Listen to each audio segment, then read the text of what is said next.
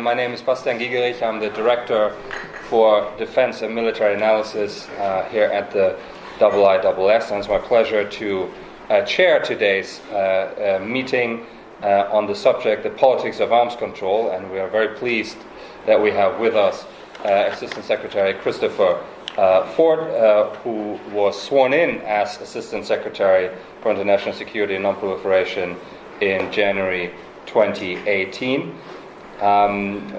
He then his portfolio keeps expanding to cover arms control, international security writ large.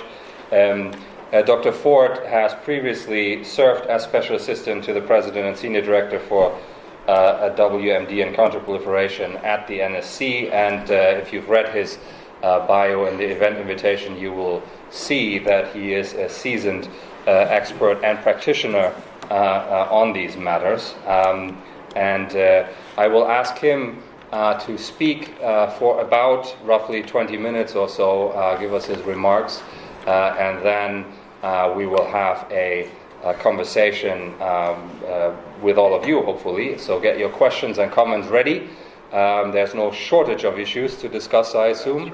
So I'm sure you will all jump in and make your contributions. I will try and bring this to a close promptly around 1:30. I should say that the event is on the record. And with that, Dr. Ford, over to you. Thank you very much. Is this... Yes, now it's working. Oh, yeah. It was on before. It was on, yeah. Sneaky. Yeah, be careful. Well, thank you so much for the chance to talk. It's a pleasure to be here, and actually my first time in this lovely building, which I understand may not be yours for all that much longer. We'll have to see, but it's great to be here while I can, so thank you for that. I have spoken multiple times over the last couple of years about the challenges that I think have been created for U.S. foreign and national security policy, and for that of other countries, I would argue, by the widespread assumption that was very prevalent back in the early days after the end of the Cold War, that the messy and unpleasant business of state-level competition, great power competition, was something that in effect was could be left in our collective rearview mirror, as it were, sort of on an indefinite basis. As I recall being around in Washington at the time, victory in our sort of long and highly ideologized competition with Soviet communism was followed by a great collective sigh of relief, quite understandably, but also characterized by a new, what I've called an infatuation with the illusion that we inhabited an enduringly benign strategic environment. This infatuation was linked with the belief that was held, I think, by many Western opinion leaders at the time, that the forces of globalization and neoliberal economic development would inevitably lift all of mankind into some kind of a peacefully homogenized and cosmopolitan future in which borders and sovereign national jurisdictions had lost much of their traditional importance, while a generalized middle-class prosperity brought about the convergence of all modes of governance along liberal and democratic lines. And for a time, at least, there was evidence to support this thesis, I will freely admit. But of course, from today's vantage point, some decades later, it seems clear that these kinds of post-Cold War assumptions haven't worked out quite that way.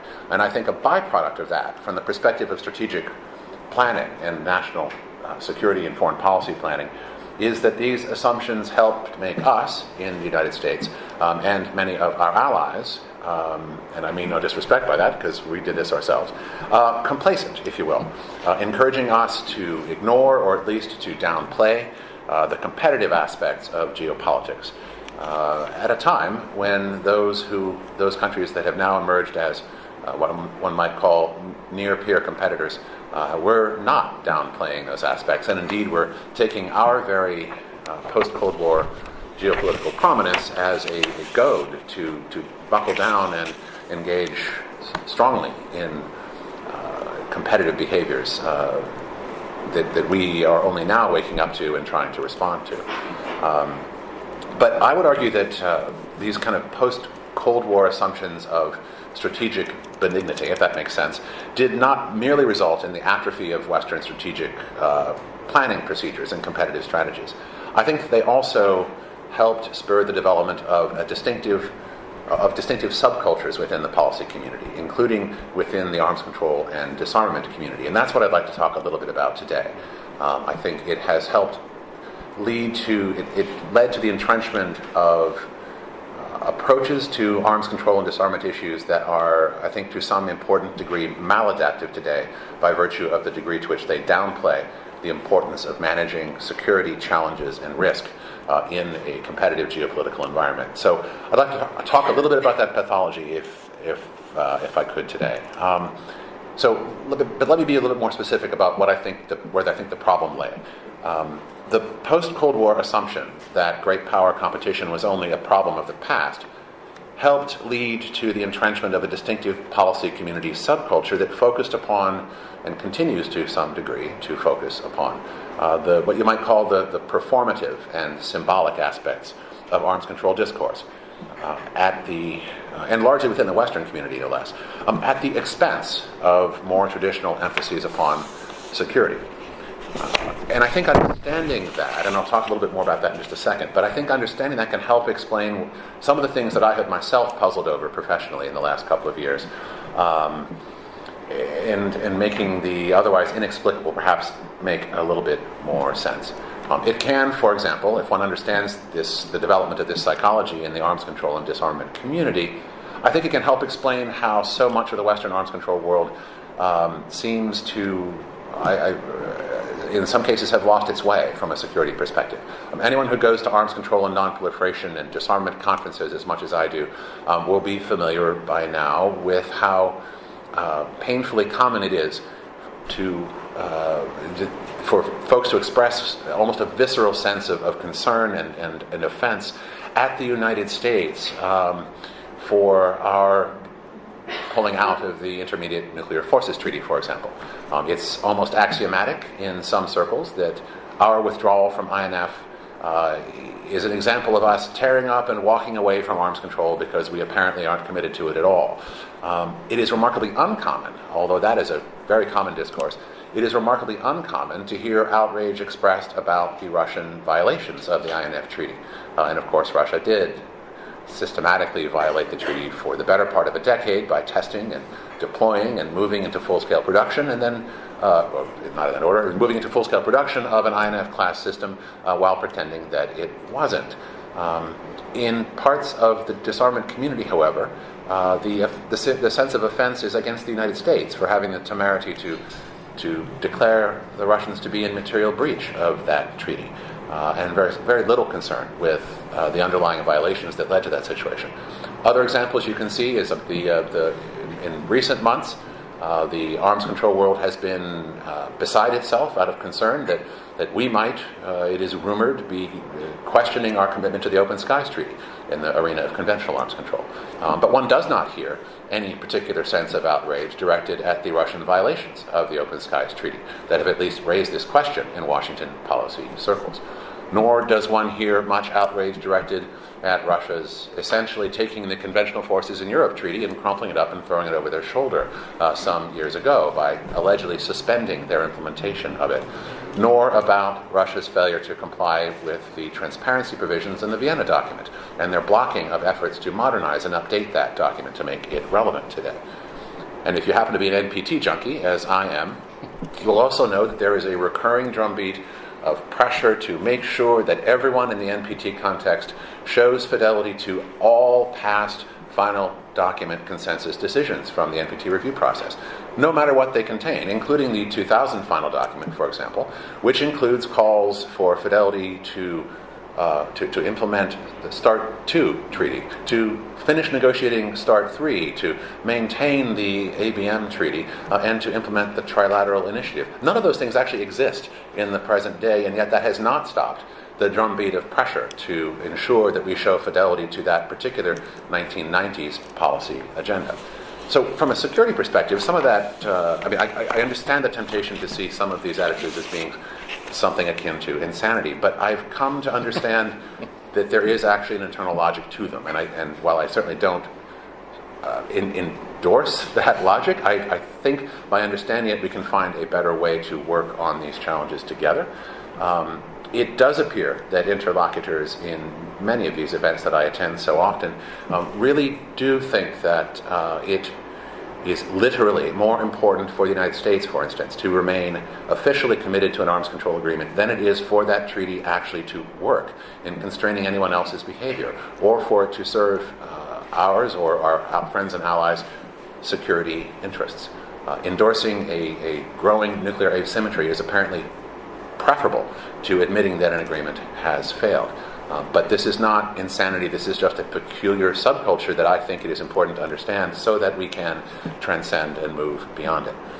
I think the key to understanding all of this is realizing that those kinds of views represent a subculture that is still caught in those early post-Cold War assumptions.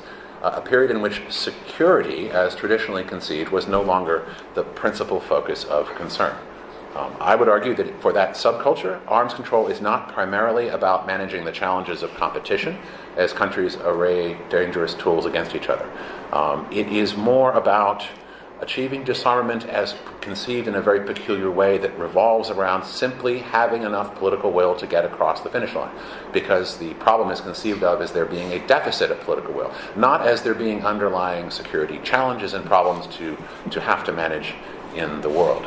So in this sense, arms control is not a means to the end of improved security, but rather has become something of an end unto itself as a component of the creation and maintenance of a disarmament-focused political community. So through this prism, as I think I'm coming to see it, bringing about disarmament is not fundamentally a question of resolving or managing security concerns. The most fundamental problems of geopolitics were, of course, behind us, as it was assumed at the time, and the disarmament discourse was one that wasn't about trying to manage those conditions, but about creating patterns of correct thought and enlarging and improving of the creation of a community that was devoted to these sorts of things. That meant necessarily manning the barricades against retrograde wrongthink, if you will, those who lacked the necessary political will to demonstrate and signal their membership in that community. And this conceptual shift made arms control discourse from a security-focused enterprise into one that revolved around sort of the ideological identity politics of membership in that community and around agendas of narrative control around it.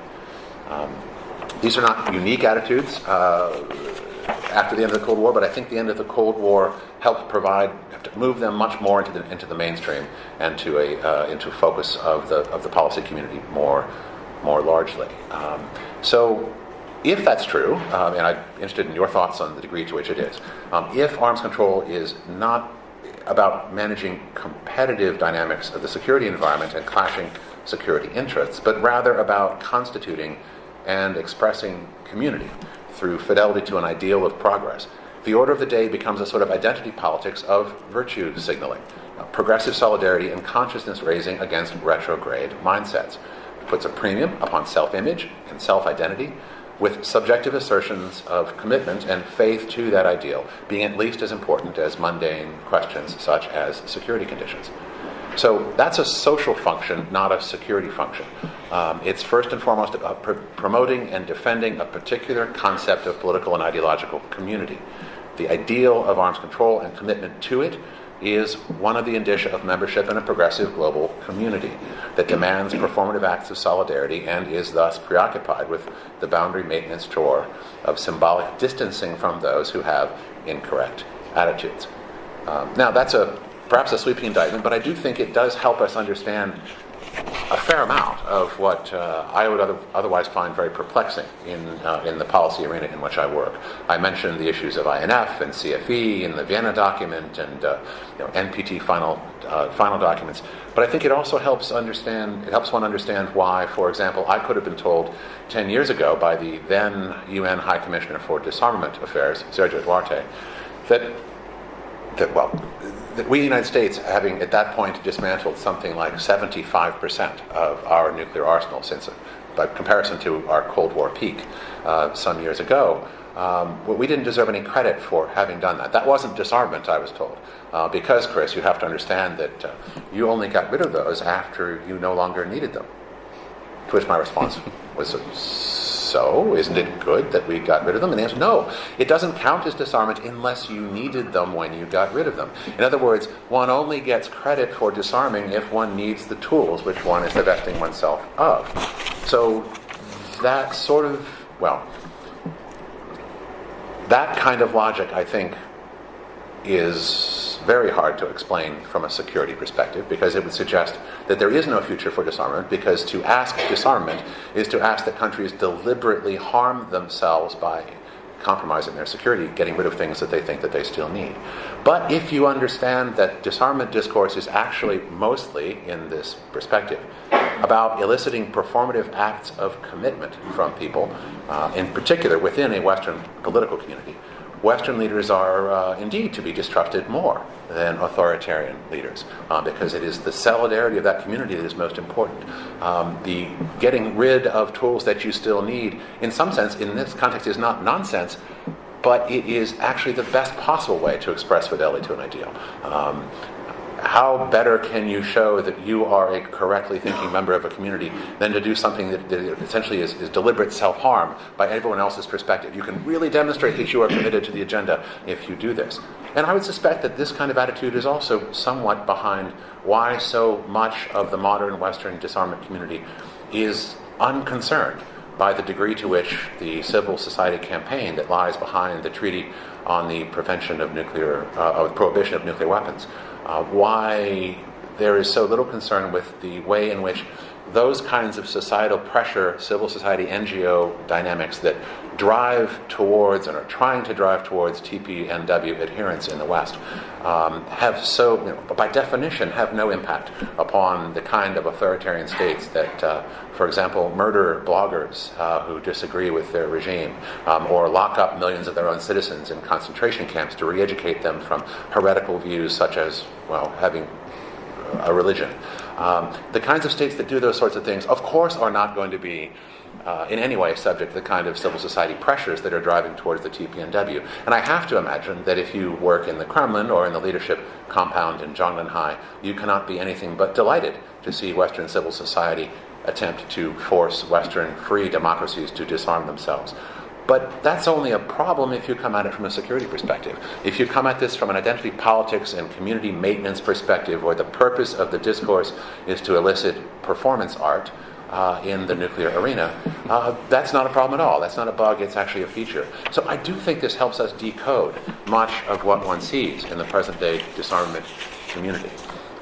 But I don't want to just understand this. I think I'm fundamentally a policy guy, and the objective here is not simply to decode, but to, in policy sense, transcend this and find better ways to move forward, to find a discourse that allows for the return of security and managing security risks to the centerpiece of the disarmament enterprise. And that is what we are, in multiple respects, trying to do.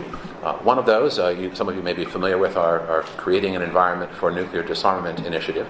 It is an effort to try to address disarmament discourse back to focusing upon the security challenges of, as the preamble to the NPT puts it, the strengthening of trust and easing of tension between states in order to facilitate disarmament. That's not the kind of thing that makes sense through the prism of the discourse that Sergio Duarte raised to me all those years ago, but I do think it is an absolutely inescapable piece, should be, of our policy agenda if we are to find a viable way to persuade countries that currently have nuclear weapons that they no longer need them and can therefore divest themselves of those things, and can persuade countries that may otherwise seek them that these are things that should not be sought. And it's only if you can make that persuasive case that you have a viable path forward to disarmament. So I see this as not just a nice to have, but a must have piece of the puzzle, and we are trying to redirect discourse in that direction, and I hope that it will continue to gain momentum and help make this a more productive and relevant discourse for the challenges that we face in the modern world. In modeling a serious approach to arms control and disarmament, we think it also needs to be clear, and we have tried to make this very clear from the U.S. perspective, that we seek arms control where and to the degree that it contributes to our security and to that of our allies and partners, and only to that degree. We believe that arms control must verifiably constrain the parties that it applies to. It is for us a means to an end of improved security and not an end in itself. And where it does not contribute to that security, such as where our counterparties refuse to comply with their own obligations, I think we have shown ourselves demonstrably willing to walk away from any particular agreement that fails in that regard. But far from being hostile to arms control, I would argue that this approach to the challenge is precisely how one is faithful to arms control. I think it was Plutarch who made the comment about how a true friend is not a flatterer. We are not arms control's flatterer. We are not here to build communities of right-minded folks. We are here to accomplish security objectives that make us and the rest of the world a safer place. Saying it and doing it in those terms is not necessarily going to make us lots of friends amongst those who are still attached to the views that I have been trying to sort of diagnose here today. But I do think it represents the best and really arguably the only viable way forward, and that is to what we are dedicating our policy and trying to do what we can to evangelize a security-focused, sensible arms control for adults mode of approaching the challenge. Anyway, if that hasn't provoked you, I don't know what will. I'm looking forward to your question. Dr. Ford, thank you very much for that very engaging presentation. We have about 40 minutes left for discussion, and I'm sure there'll be plenty of comments, interactions. We have a roving microphone that will come to you once I call on you. If you take the floor, please identify yourselves, who you are, who you work for, who you represent, so that we all know. I think it's a very interesting argument you put out, that performance art versus security logic. I think at the minimum, for those who are students here in the room, you have shown why it is important to actually make an effort and read those social constructivist interpretations of international relations. While it is hard going, you can actually apply it to real world problems, and I think that was a very interesting way of doing that. Thank you for that at the very least. But first question was here in the middle of the room. If I can get the microphone here, and then Lee, you're next. Thank you very much. The name's Ewan Grant. I'm a former law enforcement intelligence analyst covering the ex-Soviet states. I've worked in Ukraine, Central Asia, the Baltics, and that experience has certainly reinforced my support for your views. It's just a great pity you weren't at LSE last night, when there's a lot of naive comments on another issue where people would have benefited. My question is, are there any elements in the Western civil society disarmament community, where we all know there's a lot of zealotry, who are in a way listening to you, or recognize that the rise of China as a strategic nuclear power has made bilateral agreements with the Soviet Union and then Russia outdated? Are there any chinks in their halos of self-righteousness? Should we accumulate questions, let's maybe do them in groups of two, if that's okay. Sure. Thank you, Ewan, for that question, and then Lee Willett we can get a microphone here, and then we'll turn to the other side of the room. Thank you, Dr. Ford. My name is Dr. Lee Willett, and I'm editor of Jane's Weapons Strategic. And I'm very clear now on sort of the theoretical laydown you gave us of several different sides of this debate. And you made the US position very clear at the end. But of course, up against that theory, you had the very practical issue of the arms control situation right now, this year, 2020, with regards to New START, as being the last kid on the block, as it were, in terms of a bilateral accord. So you've got the option to extend or find other, or whatever comes February 2021.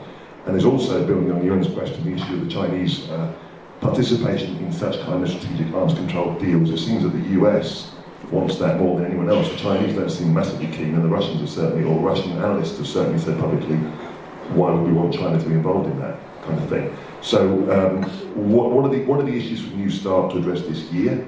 And what do you think about the issue of trilateral engagement on this? Thank you. Thanks, Lee. Let's take those two blocks. So are you making any traction? And then what about the practical implications?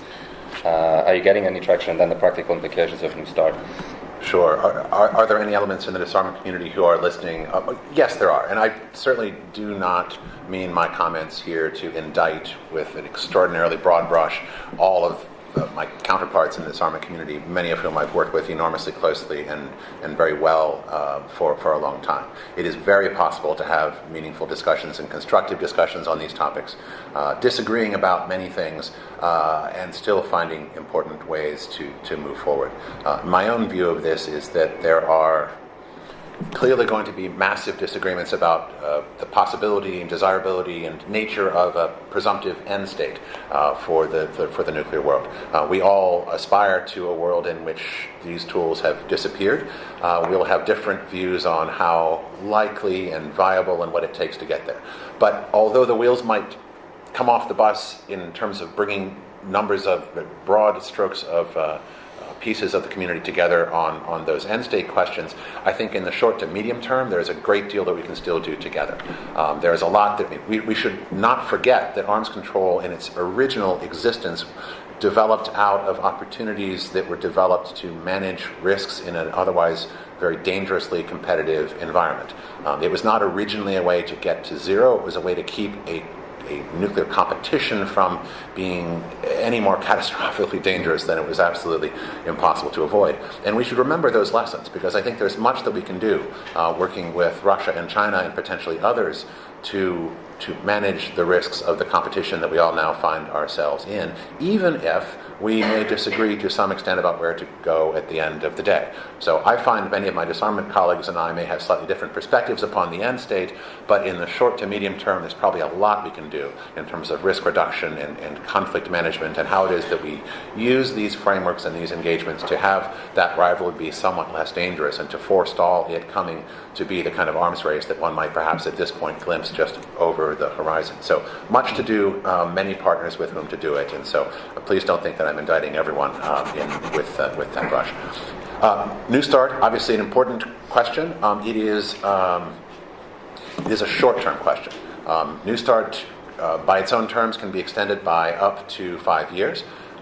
It is a process that is not complicated to do. The mechanism for extension is baked into the treaty itself.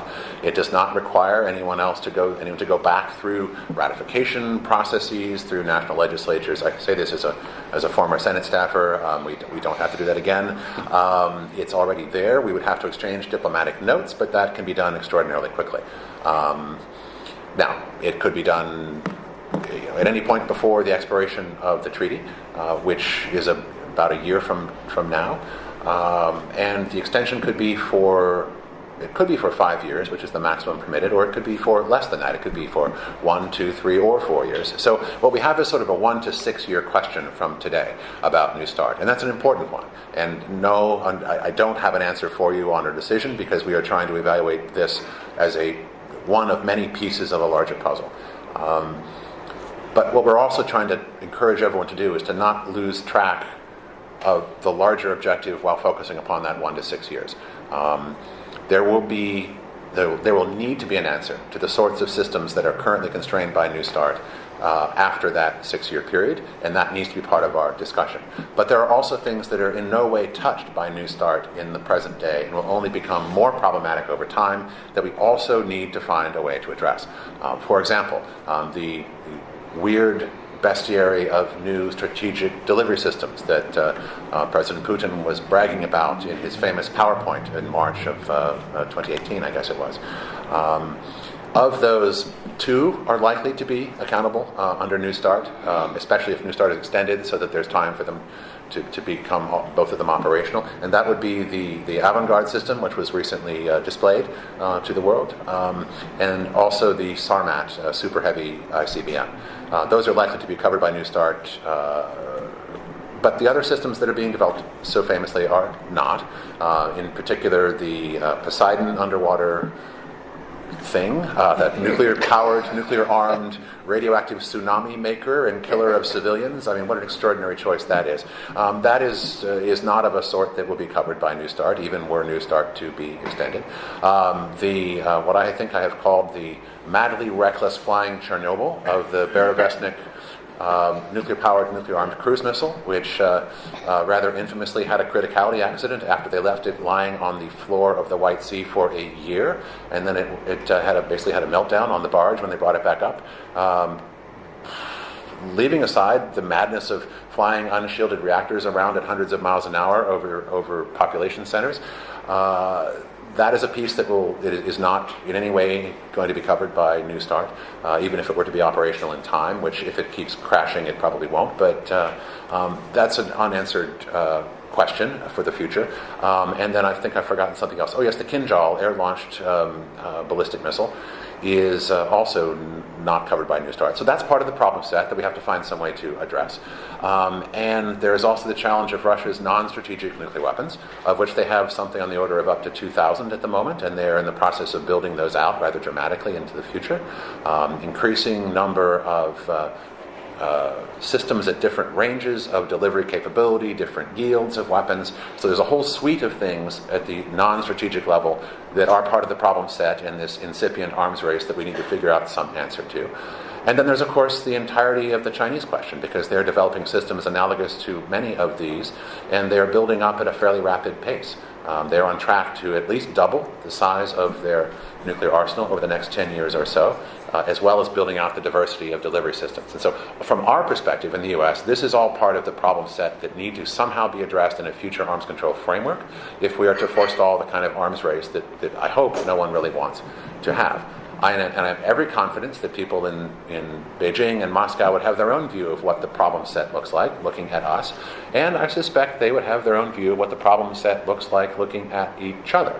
Because when we talk about three-way dynamics, it is not often talked of in this context in either Moscow or Beijing, but any student of history would not be surprised to imagine that they do not have, they will have their own challenges ahead, and that there is a strong incentive, I think, for all three powers to come to some way of preventing there from being unconstrained competition. So that's where we hope that we will be able to get with a trilateral arms control approach. We have no illusions that we're going to be having those negotiations in great detail tomorrow morning, but we do hope that it will be possible to begin to have engagements to lay the groundwork for that, or for some kind of a future that will somehow manage these problems, even if it is not possible ahead of time to predict precisely what that looks like. Our Russian colleagues have, I'm happy to report, been willing to begin to have discussions with us about what arms control might need to look like in the future. Our Chinese colleagues have yet to even respond to an invitation to sit down for a strategic security dialogue at all. So those of you who care about the future of arms control, I would encourage you to reach out to your Chinese friends and tell them that it is actually important for us to be all talking about these things. And frankly, that's what big kids do. It is important for responsible players to sit down and have these discussions. And in order to control the future challenges of the security environment, we hope very much to be engaged in that kind of a bilateral engagement with our Chinese colleagues in the near future. Thank you very much. I think you outlined a number of things that would need to happen. I'm slightly interpreting what you said, but you outlined a number of things that would need to happen to bring it back into that security frame, to bring New START back into that, or future-proof it in that security frame that you've outlined, I think. And just for clarity's sake and the practical aspects, does that mean extend and then renegotiate, or how does that work in practical terms in the 1 and 6 year time frame that you outlined? The decision on how to make those pieces fit together in a short term hasn't been taken yet. We are trying to evaluate. I mean, as I've said publicly to the U.S. Senate, for example, that I would support New START extension if I felt that doing so to some degree or fully were the best way to leverage towards the kind of future that our president wishes to see in terms of a trilateral framework. I would not support it if I felt there were a different way that might get in the way of. But in terms of balancing out where things fall in that, we are still in the process of working through those questions. And back to my earlier point about exchanging diplomatic notes, just to stress that there's a lot of political pressure to come to an answer. We hear this from partners and allies all the time, but there is no practical need for the moment. We have time in which to do that if we need to do that. Mm-hmm. So the fact that we haven't reached a decision as of this moment doesn't preclude or prejudge anything. Okay, thank you. If we can get a microphone here to Paul, please. Thank you. Thank you, Paul Schultz, Birmingham and King's. You got wittily anthropological about the angry discourse of the disarmament archipelago, and I think many of us have heard it and been turned off in the same way. They're finger wagging and void. But isn't the problem, is the extent of that void? There's this enormous discrepancy between the high-sounding words of lots of UN declarations, but the NPT, which we're going to hear so much about this year, general, complete, disarmament, strict and effective international control, all that stuff, and the reality, where given great power, which you've sketched out very fairly, great power, rivalries, entrenched positions, there is no announced or hinted plan for a deal or succession of deals which would manage or drastically or significantly reduce nuclear holdings. No indication of serious technical discussions about how the new technology would be brought into that, and no architecture for how you would verify or enforce a deal or succession of deals. Because existing architectures, you mentioned INF very, very fairly, you mentioned CFE, but the CW problem shows that there is no good design. Either arrangements are connected with the Security Council, in which case they get vetoed, or they're not, in which case they get largely ignored. So I wonder if there's anything you can hint at dexterously about how we might expect this gulf to be bridged. What series of moves or steps do you think could bring your position closer to the disarmament shouting at you? Thank you very much. And then, yes, middle of the room, the lady over there. And then we'll go back to Dr. Ford, and then we'll have a third round. Yes. Hi, my name is Ellen McKenzie. I'm a Government Relations Advisor at Amnesty International. So, unsurprisingly, my questions are about protection of civilians, prevention of mass atrocities. Two quick questions. First of all, on the spectrum between performance art to serious security logic, where do you think the assassination of Soleimani sits? And second question is more about the control of the arms industry and the extent to which you think we can be a responsible actor, either as the UK or as the US, to sell arms to countries in full knowledge that they're committing mass atrocities and war crimes with them, i.e. Saudi Arabia and Yemen. Thank you very much. Let's go back to deal with these two interventions, and then we'll have a third round. I know there are a couple of people who are asking for the floor, and I have you on my list. So how to bridge that gulf between the rhetoric and the reality, and the legal formulation. And you, Paul, you mentioned that it's unclear what the path ahead actually is. So anything you can fill that out for us a bit more, and then the questions on events around Qasem Soleimani and arms exports in general. I think to regions who might look at questions of conflict slightly different from us. Okay. On the question of how to articulate a vision of the way forward, I wish I had more to say at this point about precisely how we would envision a trilateral approach working. We are deeply engaged on that. The interagency cat herding, if you will, is not quite at the place that would allow me to perhaps come back and give that speech, but we hope very much to be able to have those discussions in the very near future. Our president has talked about, he's used the word cap, for example, and I think if you come to the question of sort of you asking about reducing holdings, I think I would personally argue that the most important question right now is how do we keep this sort of embryonic arms race from becoming porn and becoming an enormous challenge for the world. Whatever one thinks about this goes back to my issue of the congruence of objectives in the short term versus perhaps disagreement about the long term objectives. I think in the short term, taking steps in coming up with a framework that can can stop the hemorrhaging of what could be this sort of emerging arms race that is being driven by, as I see it, by Russian and Chinese nuclear weapons development choices. Stopping the hemorrhage of that is an essential predicate for being able to have the opportunity to sit and think about what the ultimate a series of better answers ought to be. But unless you can stop that bleeding, it doesn't matter what you think the final destination ought to be, and we should be focusing upon that near-term objective. And that is something where both hawks and disarmers, I hope, can find common ground. So hopefully, watch this space. I hope to have more to say on that in the near future. On the question about Qasem Soleimani, we regard that, not surprisingly, as a hard-nosed national security answer to a well-established national security threat. This is a fellow who headed an organization that has been arming proxies and providing technology to those killing Americans for many years now, who had been involved in a series of orchestrated attacks through such proxy forces against our forces. And when one takes up arms against someone, it is appropriate to respond by that means. He chose to live by the sword, and in that context, too bad for him, I suppose. And we thought it important to send the message that that kind of provocation by the Iranian regime is. We didn't just say that it is not acceptable. We truly meant it, and that doesn't distract from our broader agenda of trying to keep. And the reason we're keeping pressure on the Iranian regime in the first place is to try to drive them to the position where they understand that they are in an untenable position over time, and that it is important for them to sit down and negotiate with us. The purpose of all of this is ultimately negotiation of a diplomatic solution.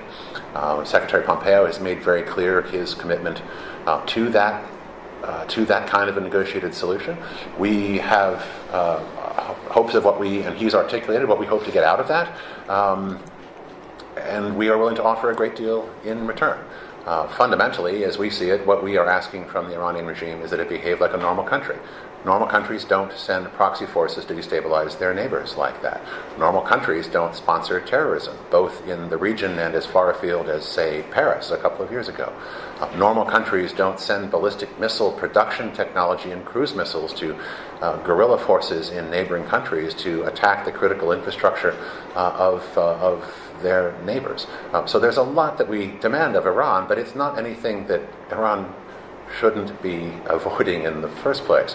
So we ask them to behave like a normal country, and in return, we have made very clear that we're willing to treat them as a normal country.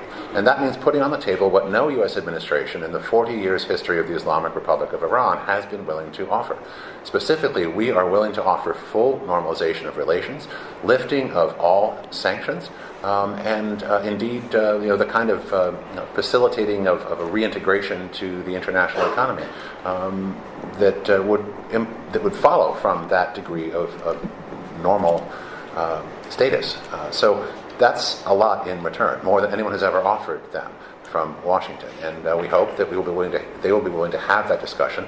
And our pressure campaign is designed to make it clear that that is really their only option, other than an indefinite future of exquisite pain, diminished capabilities, and challenge from their perspective. Will this work? I can't guarantee that.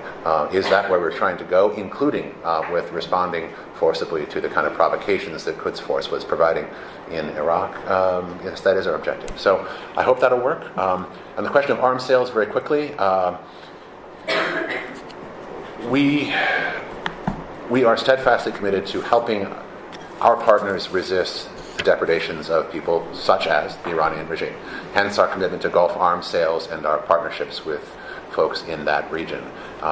It's often forgotten the degree to which our partnerships, we are probably the world's most scrupulous, and I say this with some deference to our British hosts here, that they probably also fall into this category. We are extraordinarily scrupulous partners in this respect. Our arms do not come without strings. Indeed, it's a marketing. It's part of the almost part of the marketing brochures of the unscrupulous brokers like the Russians and the Chinese and others around the world that those Americans ask so many restrictions of you. Well, we don't ask restrictions. We ask good behavior. We have elaborate processes for training our partners in building capacity in terms of interoperability and professional standards. We bring partners to the United States for international military education and training programs. We have nonproliferation conditionalities and use conditionalities and technology retransfer conditionalities on our support so that we can make the case, which I think is a very solid case that we are actually contributing to regional security by these kinds of moves and not acting to its detriment, as your question would seem to imply. We think that it's that kind of engagement that can help improve security outcomes, and in two directions, both in terms of shoring up those against countries such as Iran, who would seek otherwise to achieve regional hegemony, if not facing counter-pressures from others in the region who they threaten, and also improving the professionalism and capabilities of those with whom we work so that they end up being better partners from a moral and legal perspective, as well as in simply raw provision of security services. We think that it's possible to have our cake and to eat it at the same time in this respect, and our track record over the years, I would submit, is actually quite good. Thank you, Dr. Ford. Just wanted to quickly point out that we have recently published a fairly lengthy study on Iranians' influence networks, as we called it, rather than proxies, which we didn't quite feel is accurate enough.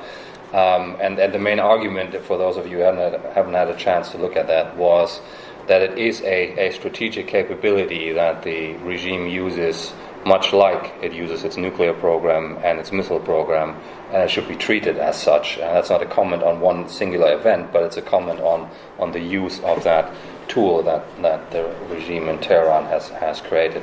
Got a couple of further interventions, so I'm going to... So, a lady here on my left, and then Ben, you're next. Thanks, Assistant Secretary Ford, for your presentation today. I'm Alana Guy from Rhetoric. You touched upon several agreements that have been put under constraint over this years, like Open Skies, the Venn document, etc.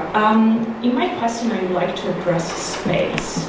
The Pentagon is currently working on a new space strategy that would replace the one issued by the Obama administration in 2011. The strategy would be on the national defense strategy of the Trump administration, and this has been made for several reasons, but especially to counter the increasing Russian and Chinese activities targeting U.S. and Western satellites.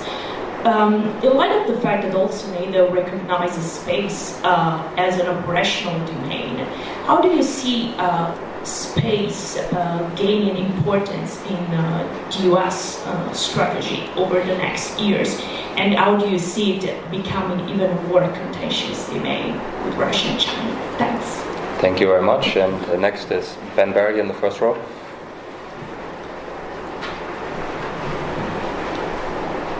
Thanks. I'm from the ISS. I'm the Senior Fellow for Land Warfare. So you'll forgive me if I ask you a question on the changed US policy about anti-personnel landmines. We're all prisoners of our experience, and mine has included seeing the considerable utility of these systems, but also some heart-stopping and character-forming moments in anti-personnel minefields in the Middle East and the Balkans.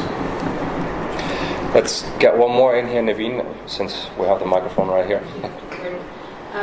My question is regarding the Open Skies Treaty. You mentioned there's perhaps not enough outrage at the Russian violations of it, which I think are quite well documented. But do you see that treaty as just currently not responding anymore to the U.S. as well as its allies' security needs? Is that how it's being perceived at the moment? I was wondering if you could extend a little bit on the administration's position. Can I just check how many more would like to seek the floor? Okay, we've got one more round in us, so let's try and answer those three in 3 to 4 minutes, and then we get the final round. I guess in reverse order. On the Open Skies Treaty, I don't have a canonical decision or position for you, in part because we are currently engaged in a comprehensive review of merits, demerits, issues in question there, extensive consultation with allies and partners to make sure that their views are fully and completely fed into our decision-making process, and trying to consider all of the various equities involved. So we don't have a final decision on this. Unless and until we do have a decision that represents any change from the status quo, we are continuing to implement the treaty. We have filed our quota request for the year and proceeding normally in that respect. So I don't have anything to recount there, except that we are, in some respect, I would argue, just trying to do our due diligence. One should always be keeping an eye on the degree to which an agreement or a regime in which one is a participant is in fact serving, is it fit to purpose? Is it doing what it should be doing? And perhaps the answer will be that everything is fine. Perhaps it will not be. I can't forecast that at this time, but the rumors of a secret plan to pull out are, as Twain, I think Mark Twain said of his death, greatly exaggerated. On the issue of landmines, I don't want to, I think there's been some sort of florid coverage in some circles of this. I would argue that our landmine policy is not nearly as radically different as it is sometimes depicted as being.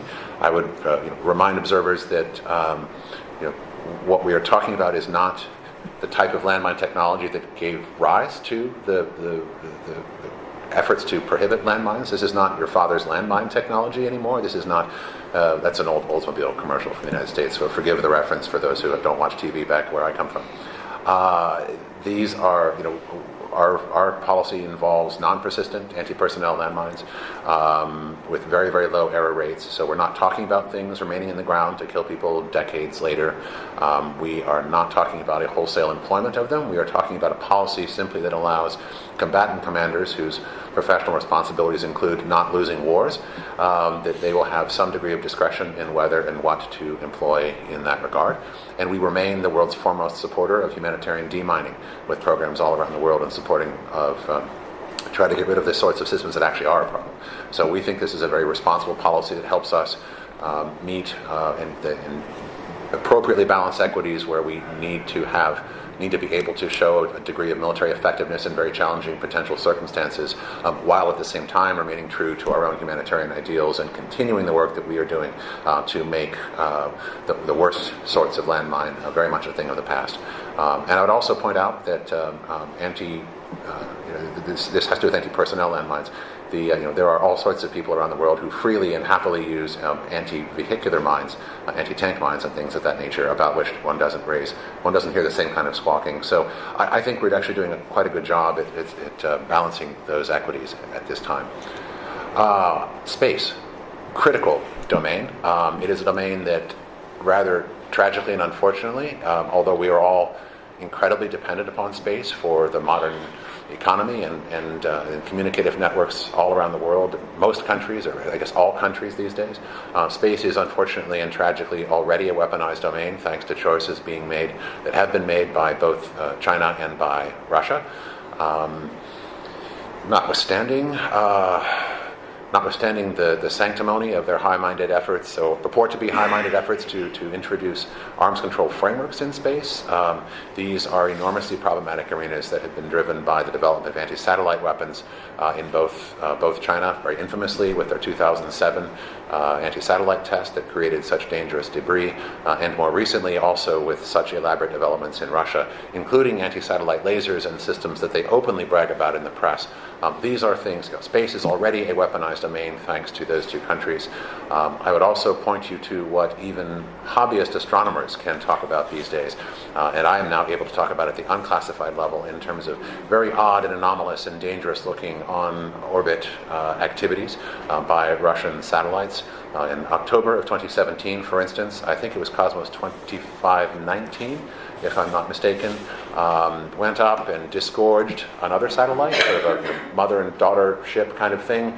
The 2521, I believe, was the smaller unit that disgorged from the first satellite, maneuvered around, and then fired what appears to be a high-speed projectile out of that second one. You can track this all on open source orbital tracks now, so it is possible to document this in ways that one could not talk of before. There is clearly already a weaponization of space, including the placement of weapons in outer space. And that provides a very disturbing background for the shadowing of an American satellite recently in the last few months by another Russian satellite. And it is very clear that space is already, unfortunately, a weaponized domain. We need to react to that, and we are trying to do that with a reboot of our approach to these issues in terms of national strategy, with the creation of a Space Force designed to make sure that we give these challenges the attention that they deserve in response to Russian and Chinese efforts to weaponize space. And I would suggest that what we all need to be thinking about is how best to respond to these challenges, not just in sort of military terms with doctrines and space forces and things, but also diplomatically and legally and institutionally. The efforts that the Chinese and Russians have been engaged in to promote what they purport to be treaty-based approaches to preventing the weaponization of outer space are deeply cynical and counterproductive. They don't define what a space weapon is. They don't address terrestrially based systems of the very sort that both China and Russia have been developing for many years. And they say nothing whatsoever about the already accomplished weaponization of space that I was referring to with some of these new Russian activities in particular. The no first placement initiative that they've been promoting is, to me, especially ironic and cynical, because of course it, at the very least, should be the no second placement, since they are already up there, and they wish to constrain capabilities that others may have in response to their approaches. These are not the kinds of avenue that I think are remotely constructive or useful in trying to deal with the problem, but there are ways that we can helpfully and constructively at least start to deal with that problem. And by that I mean in particular that the effort that is beginning to develop responsible understandings of responsible behavior in outer space, and norms of best practices, and understandings of what sorts of things are in fact dangerous and problematic and provocative. These would not necessarily, in fact, they probably couldn't be legally binding given the way that these things are developing, but I do believe that there are very important steps that we can take together to articulate those kinds of normative approaches to space policy that will at least help provide a foundation for providing a degree of predictability and stability in this dangerous arena. But I would urge people to be very attentive to the importance of norm building and the importance of avoiding falling into the trap of disingenuous and counterproductive arms control treaty gamesmanship by those who are already well in the business of militarizing this important domain. We've got 4 minutes left, and so I'm going to ask for 2 more very rapid-fire interventions before I invite our speaker to give us his concluding remarks. First one here, Desmond Bone, and then there was a gentleman there in the middle who's been very patient, and then I'm afraid we have to close it, and with apologies to everybody who I couldn't call upon. Des. Desmond Bone, Associate Fellow at the Line of Lesson, former official. This isn't just about great power competition. There are also medium to small to hopeless cases like North Korea. You don't mention North Korea. How does that fit into the US approach to arms control and disarmament? Is this just a bilateral security issue, or is it something that addresses arms control and disarmament? Thank you, Des. That's very easy to answer, of course.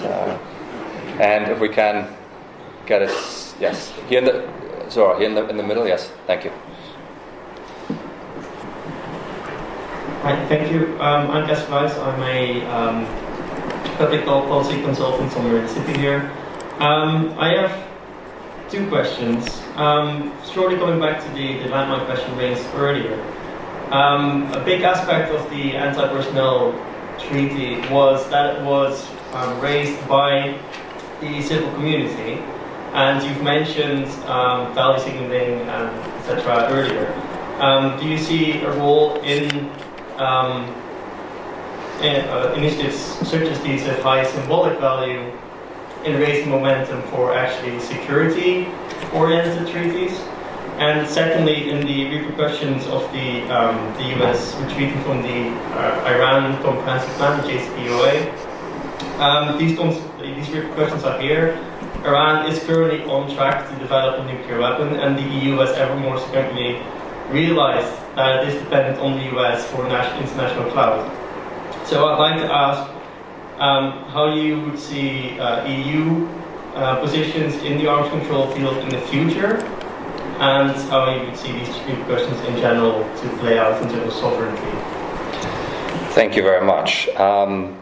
Two sets of remarks with 3 questions, and we'll conclude on that. So DPRK, how does it fit in?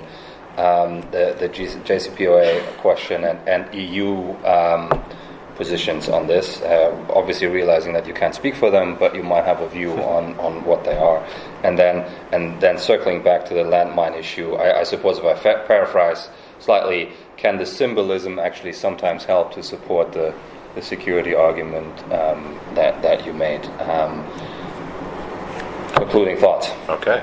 On North Korea, I think it is, I would describe it as being both a bilateral challenge and a regime, international regimes sort of challenge. Clearly, we hope very much to be able to work with them to move forward to implement the promises that they made in the Singapore summit of denuclearization. We have been willing, much as I said with Iran before, we are willing to offer them to show that there is a light at the end of the tunnel, and that they do not have to face an indefinite international future of international pressures and isolation. It appears that Chairman Kim is interested in finding an economic future for his country, and we would very much like to be able to help with that. But it has to. There are things that need to get done in order to make that possible, and specifically. Denuclearization of the sort that was actually promised and agreed to at the summit is our objective. We stand ready and willing to work with them on that, and our new Deputy Secretary of State is our lead negotiator on that, and he is, I am confident, eager and waiting to be able to engage with his counterparts to try to make that happen. But it's not just a bilateral thing; it is also an example of how the nuclear nonproliferation regime is one that is of benefit to all parties. There's a speaking of received wisdoms in the disarmament community, there's this idea out there that the Nonproliferation Treaty is principally a bargain in which the non-weapon states sort of give up things in return for trying to get the weapon states to move toward disarmament. But it is often forgotten the degree to which the NPT is structurally also in very important ways, and always has been, about the reciprocal exchange of security benefiting promises as between the non-weapon states themselves. And the North Korean case, in a way, illustrates that. It has always been part of the NPT, and this was recognized back during its negotiation, that there is a profound security benefit for the non-weapon states in the NPT, insofar as they exchange promises through Article 2 that they will know that their neighbors and regional rivals are not weaponizing. So there's an enormous benefit for non-possessors from the NPT system, and North Korea actually illustrates that, because what we have here is a country that violated the regime, was caught violating the NPT, and withdrew, and massively weaponized and the destabilizing effect and the dangerous impact of those choices is not felt just vis-a-vis the weapon states, it's felt vis-a-vis all powers in Northeast Asia. And I think that in some ways that's sort of the poster child of the way in which this regime and its maintenance is of enormous benefit to weapons possessors, non-weapons possessors, and frankly even to non-parties, because no one wants to see the world precipitate into a nuclear war in East Asia, whether or not one is a party to the treaty. So I think the underlying message that those exchange of non-weaponization promises through Article 2 of the NPT are of enormous pivotal importance to international peace and security, and I think we forget that at our peril.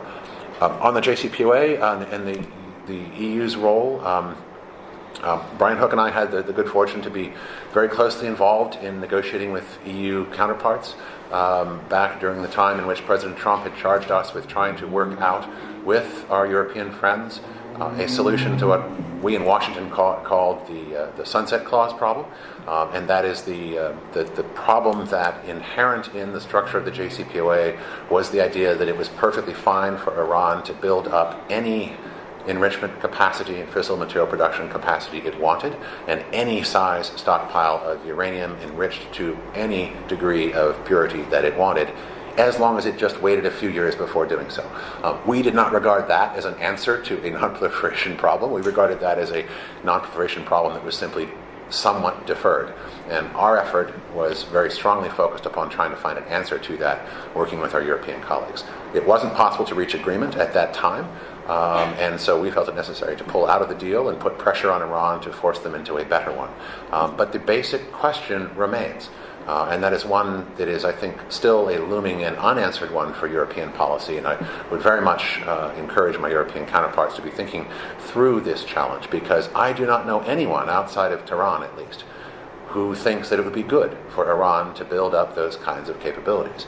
And yet, of the participants in the international debates about the JCPOA, as far as I know, we are the only government who has articulated a vision for how to keep that from happening, and how to elicit from Iran the kind of agreement that it would be necessary to have in order to prevent it from developing those kinds of capabilities with the dangerously short breakout time that would entail. There may be a secret European plan. I have not heard it. And in our view, there is no alternative but to try to foreclose that kind of option, because in Iran, with those capabilities, whether it is next year or 15 years from now, is not an Iran that we wish to see, and it is not an Iran that any serious answer to proliferation challenges can possibly accept. So that question is still unanswered, but I think current events are, I would like to think, encouraging our European counterparts to be thinking harder about this, and I hope that we will all be able to come to a constructive answer together that keeps that future from materializing. And very finally, on the symbolic aspects of civil society activity, I don't mean to denigrate symbolic aspects or civil society per se in any way. I think in this particular context that I was talking about earlier, there are some dynamics that have proven sort of maladaptive and problematic in terms of how it is that especially the free societies of the non-authoritarian world react to competitive strategy challenges. But that doesn't mean that these things can't be helpful in some fashion. I think at some very important level, meeting those challenges inherently involves trying to build a new set of understandings about how it is that we as such free democratic societies can and must react to competitive challenges. That is not just something that bureaucrats like myself can decide.